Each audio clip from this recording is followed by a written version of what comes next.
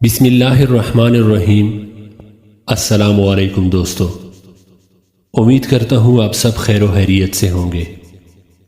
دوستو، آج کی ویڈیو بہت ہی خاص ہے اور خاص کر نوجوان طبقے کے لیے ہے جو اکثر تنہائی میں انٹرنیٹ کا غلط استعمال کرتے ہیں۔ حضرت ثوبان رضی اللہ تعالیٰ عنہ سے روایت ہے کہ رسول اللہ صلی اللہ علیہ وآلہ وسلم نے ارشاد فرمایا کہ میں اپنی امت میں سے یقینی طور پر ایسے لوگوں کو جانتا ہوں جو قیامت والے دن اس حال میں آئیں گے کہ ان کے ساتھ تہامہ پہاڑ کے برابر نیکیاں ہوں گی، تو اللہ عز و جل ان نیکیوں کو ہوا میں منتشر ہو جانے والا غبار بنا کر غارت کر دے گا۔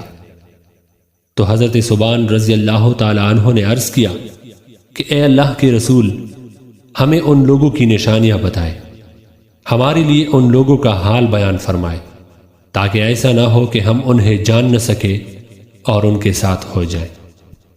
تو رسول اللہ صلی اللہ علیہ وآلہ وسلم نے ارشاد فرمایا کہ وہ لوگ تم لوگوں کے بھائی ہوں گے اور تم لوگوں کی جلد یعنی ظاہری پہچان اسلام میں سے ہوں گے، اور رات کی عبادات میں سے اسی طرح حصہ لیں گے جس طرح تم لوگ لیتے ہو، یعنی تم لوگوں کی ہی طرح قیام اللیل کیا کریں گے۔ لیکن ان کا معاملہ یہ ہوگا کہ جب وہ لوگ اللہ جل جلالہ کی حرام کردہ چیزوں اور کاموں کو تنہائی میں پائیں گے تو انہیں استعمال کریں گے۔